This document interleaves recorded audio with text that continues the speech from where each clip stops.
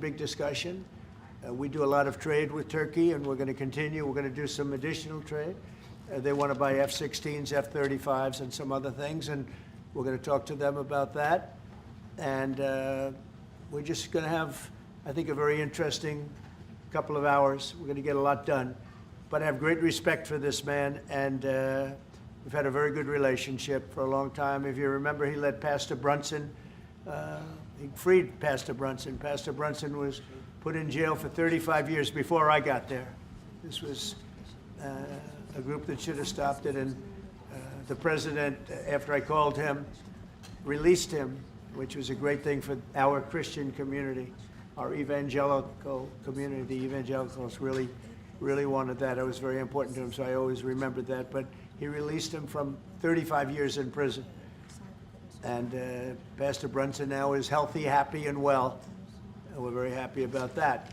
But it's a great honor to have the President of Turkey with us. And how are you? Fine. Say a few words. And you? Great guy. Öncelikle bu ziyaretimizi Birleşmiş Milletler Genel Kurulu'yla iç içe olan bir dönemde gerçekleştirdiğimizden dolayı arkadaşlarımla beraber çok mutluyuz. Gerek Sayın Trump'ın birinci döneminde gerekse ikinci dönemde Türkiye-Amerika ilişkilerinde farklı bir süreci yaşıyoruz. Kendilerinin de az önce ifade ettiği gibi gerek F-35 konusu, gerek F-16 konusu, gerekse Halk Bankası'yla ilgili aramızdaki ilişkiler konusunu bugün etraflıca görüşme fırsatı bulacağımıza inanıyorum. Heybeliada okuluyla ilgili ise orada üzerimize ne düşerse biz onu zaten yapmaya hazırız. Dönünce de Sayın Bartolomeo'yla bu konuyu görüşme fırsatı bulacağım. First, Mr. President, I am very pleased that this visit actually coincides with the 80th UNGA. So I am very pleased to be here with my colleagues and friends. And as we have said, during the first term of your presidency and during your second term, we are able to carry Turkey and U.S. relations to a much different level and process. And as you said, we have an opportunity here today to be able to discuss some of the issues regarding the F-35, the F-16, and also the Halkbank case, and we will have an opportunity to thoroughly discuss them. And based on what you have mentioned regarding the Heybeliada School, we are ready to do whatever we can that falls on our part, and I will, when I get back, try to discuss this issue with the esteemed Mr. Bartholomos to discuss how we can move forward on that. Okay, very good. I would like to be able to do that. The Greek Orthodox Church was here, and they would really like to have some help. They need some help, and I said I'd mention it, and we appreciate it. So this is a tough man. This is a guy who's highly opinionated. Usually I don't like opinionated people, but I always like this one. But he's a tough one, and he does an amazing job in his country. And we've had tremendous relationships, both having to do with war and having to do with trade. And I guess today we're talking about both. I'd like to have him stop buying any oil from Russia while Russia continues this rampage against Ukraine. And they've been fighting. They've lost millions of lives already. And for what? You know, for what? It's disgraceful. And I said yesterday, let it keep going because their economy is absolutely terrible right now. And I think it's a shame that they're doing that, killing a lot of people unnecessarily. 7,818 people were killed last week, mostly military people, their people, and Ukrainians. More Russians, actually, than Ukraine, a little bit more. But it's such a waste of human life, and so he ought to stop. Putin ought to stop.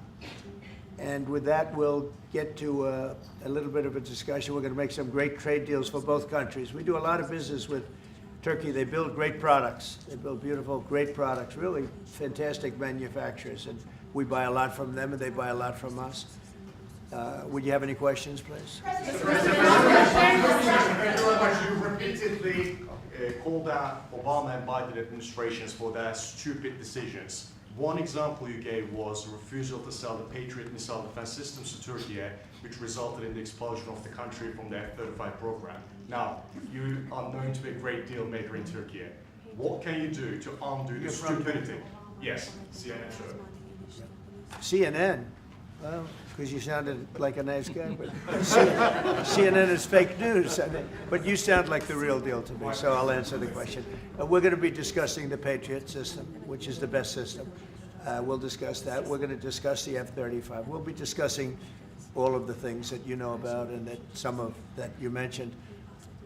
And I think he'll be successful with buying the things he'd like to buy. What concrete steps can you take? Well, we'll have to see. We haven't even started yet. But I know he wants the F-35, and he's wanted that, and we're talking about that very seriously. And the F-16, we're in great shape. Certain other things he needed, as you know, and I'm going to see to it that we get that to him. He needs certain things, and we need certain things. And we're going to come to a conclusion. You'll know by the end of the day. Go ahead, please. Mr. President. Sayın Cumhurbaşkanım, siz Başkan Trump'ın ne kadar barış için çabalar gösterdiğini daha önce de söylemiş bir cumhurbaşkanısınız. Ve siz de bölgede birçok ülkeyle, birçok liderle görüşmeler, kontaklar kurabiliyorsunuz. Bu konuda birlikte nasıl çalışabilirsiniz gelecekte?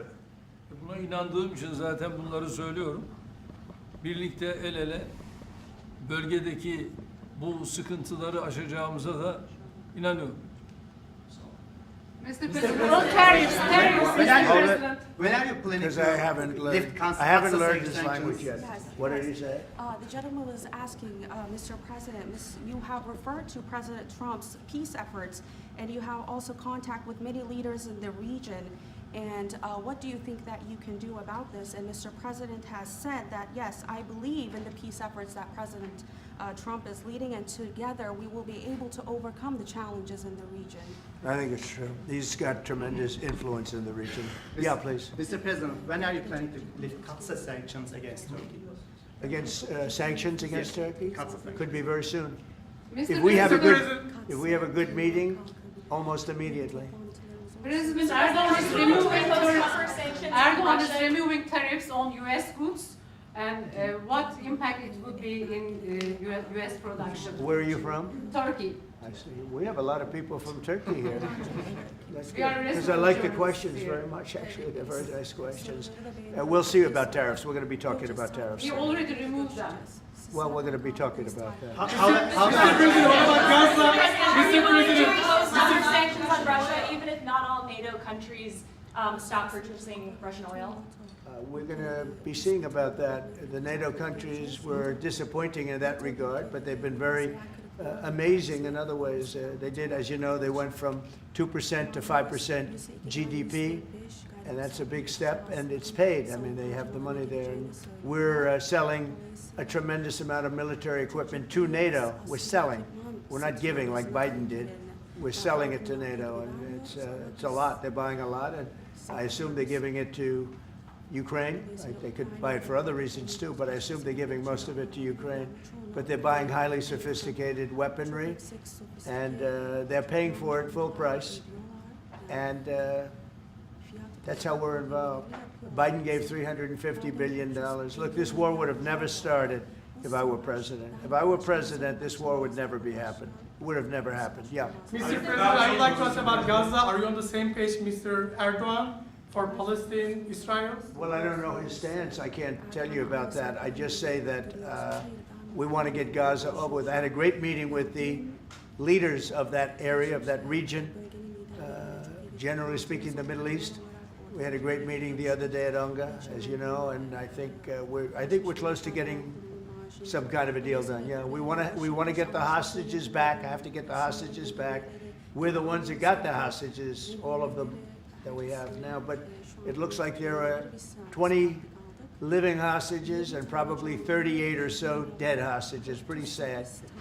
And the parents of those dead souls, those dead, mostly men, boys, in many cases like literally boys, they want those bodies back so badly, as much as though they were alive.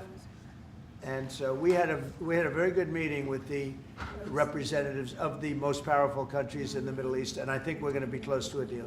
Any solution? Mr. President. Mr. President, we've noticed that in the Ukrainian war and during the Israeli-Iran war, the airspace of the NATO countries is very fragile, and it needs to be stronger. And in that sense, Turkey being the second largest army in NATO, it needs to support its air force and air defense.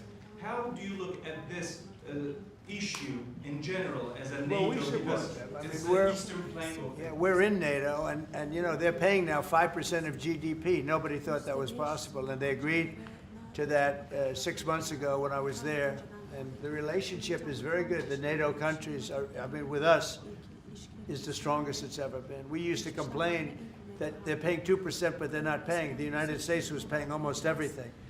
And now they're paying 5%, and they paid. And that's trillions of dollars. You know, we're talking about trillions of dollars. And they're spending that, giving that money to us, and we are giving them great defensive, you know, the Patriots and all of the different javelins, all the different missile systems and everything else that they want. But it's, you know, it's trillions of dollars. So we appreciate that they did that. So they went from 2% to 5% of GDP, and that was something that nobody even would bring up. Biden should have brought it up a long time ago, because under Biden, we paid $350 billion, and all it did is make things worse. So we'll see how it goes. Mr. President. 35s to Turkey, fighter jets, F-35s. Yeah, we're talking about the fighter jets for Turkey. Yes, we are. Are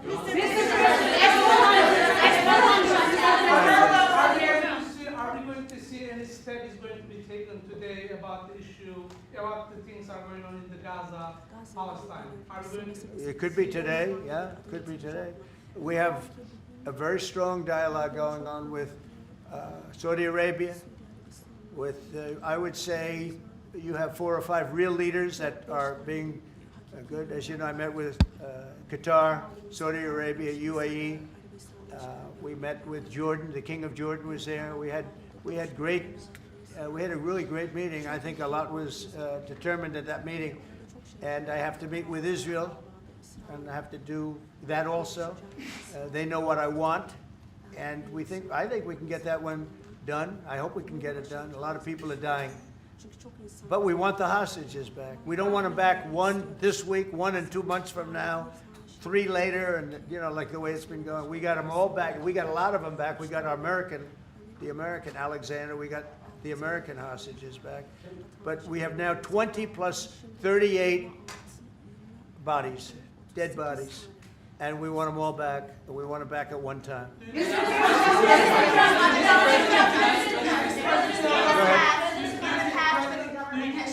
President Erdogan will help to release the hostages?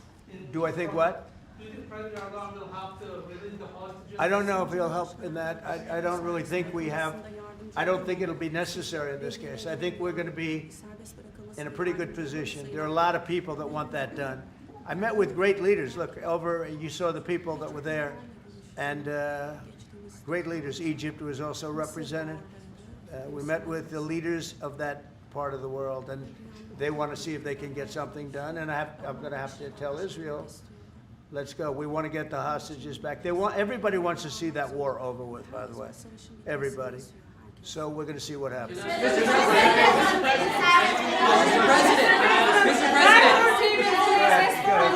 President. How do you see a joint initiative with President Erdogan to bring the President of Russia, Putin, and President Zelensky to the negotiating table? Well, I can tell you that President Erdogan is very respected by both of them. Everybody respects Erdogan. They really respect Erdogan. I do.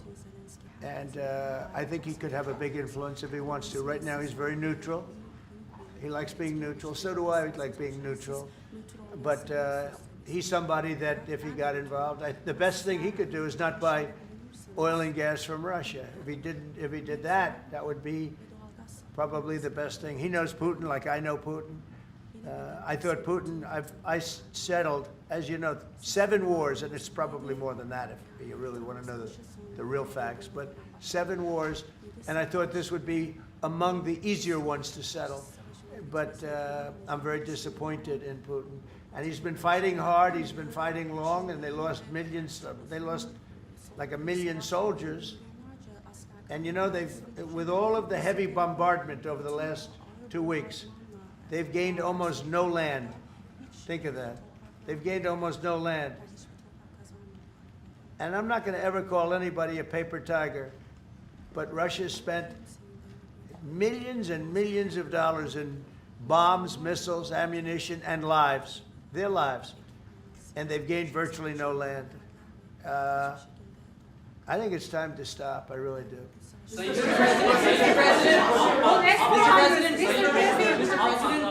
few months ago, you met with Aliyev and Pashinyan. Can you follow up? So where? You met with Aliyev and Pashinyan, Azerbaijan President Aliyev and Pashinyan. Can you follow up on what you want to say about current No, process? I can't. I just. I I like this guy. I like him. He's from CNN. Fake news, the worst fake news, but I like him. So it's CNN Turkey. I'll get Brian. Go. Syria has been a major issue between the two countries That's for right. the past decade. And you said the future to Syria is in Erdogan's hands back in, I think, December and January. And the countries are in the process of integrating little fractures into the main government. When do you want to see that happen? Well, I think President Erdogan is the one responsible for Syria, for the successful fight in ridding Syria of its past leader. And I think this man is responsible. He doesn't take the responsibility, but it's actually a great achievement. They've been trying to do it for 2,000 years. I said, he does it, he did it. I mean, they're your surrogates. I think you should take the credit for it. I told him, take the credit. For 2,000 years, you've been trying to take over Syria. He took over Syria, and he doesn't want to take the credit. You know, all of those people are his surrogates. But the leader of Syria, the new leader, as you know, I took sanctions off in order to let them breathe, because the sanctions were very strong. But I think we should have a major announcement today. He was responsible for that victory. It was a victory for Turkey, because they've been fighting, as you know, for like 1,000 years. And it never went, you know, it was back and forth, but he's responsible for that. So he would have a lot to say with respect to Syria. But at his request, I took, and the request also of the King of Saudi Arabia, it's very interesting, and Qatar, they said if you could take the sanctions. We had very strong sanctions. They couldn't have lived with those sanctions, and I took them off to give them a chance to breathe. But the president was one of the people that was responsible for that. He asked me to do it, and I did it. Mr. President Trump. Mr. President, furloughs are very typical when the government shuts down. Why is the administration directing federal layoffs of federal workers this time around? Well, this is all caused by the Democrats. They asked us to do something that's totally unreasonable. They never change. They want to give money away to illegally, people that entered our country illegally. They want to give them massive federal money. And we don't want to do that because it means everyone's going to just keep pouring back. Right now we have absolutely perfect borders like you haven't seen in many years. Even better than I had great borders during my 4 years, but these borders are stone cold closed. You can only come into our country legally now. But the Democrats want to give it all away. They want to open up the borders. Take a look at that. It's a big thing. They want to open borders again. After what we're going through now, getting rid of prisoners, getting rid of all of these people dropped out from mental institutions, drug dealers, drug addicts, everything. They're putting everybody into our country. It's all ended now. But this is what Schumer wants. This is what the Democrats want. They want to have, and they want to take our money. We're doing well because of tariffs. We're doing unbelievable. We're making more money than we ever have made. And by the way, we're going to take some of that tariff money that we made, just to get off the subject for a second. We're going to take some of that tariff money that we made. We're going to give it to our farmers, who are for a little while going to be hurt until it kicks in. The tariffs kick into their benefit. So we're going to make sure that our farmers are in great shape because we're taking in a lot of money. We're finding, the other day, it was very interesting, they found $31 billion. They said, sir, we found 31. I said, you mean positively, right? They said, yeah, 31 million more than we knew. And they said, we don't know where it came from. I said, check the tariff shelf. They came back the following morning. They said, you're right, sir, it came from the tariffs. We've never seen anything like this. So what we're going to be doing is we're going to be taking some money from all of the tariff money that we've taken, and we're going to distribute it to our farmers until the tariffs kick into their benefit, which ultimately the farmers are going to be making a fortune. But it's a process of, it has to kick in. All right, maybe one more. Mr. President, there was another shooting at an ICE facility in Texas yesterday. Terrible. Detainees were killed. The FBI director posted on social media bullets that were engraved with the message anti-ICE. Right. He just posted another thing on social media saying they recovered a handwritten note from the subject that read, hopefully this will give ICE agents real terror to think, is there a sniper with AP rounds on that roof? Who do you hold responsible for the uptick in left-wing violence in the country? Radical left rhetoric. The radical left is causing the problem. They're out of control. They're saying things, and they're really dumb people. I mean, I look at Crockett. I look at some of these people. They're very low IQ people, actually. But the radical left is causing this problem, not the right, the radical left. And it's going to get worse, and ultimately it's going to go back on them. I mean, bad things happen when they play these games. And I'll give you a little clue. The right is a lot tougher than the left. But the right's not doing this. They're not doing it, and they better not get them energized because it won't be good for the left. And I don't want to see that happen either. I'm the president of all the people. But the radical left is causing this. Radical left Democrats are causing this problem, and it gets worse. It gets worse, and it'll be a point where other people won't take it anymore, and that will not be good for the radical left, and we don't want that. Okay, thank you. Mr.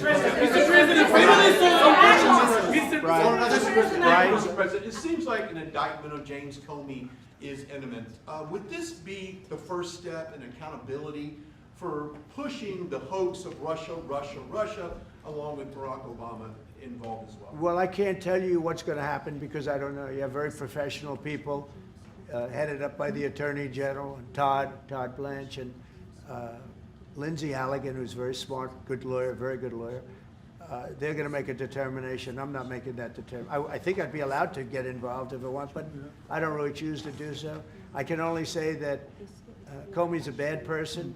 He's a sick person. I think he's a sick guy, actually. He did terrible things at the FBI. And but I don't know. I have no idea what's going to happen. Thank you very much, everyone. What about Erdogan? Can we ask Erdogan?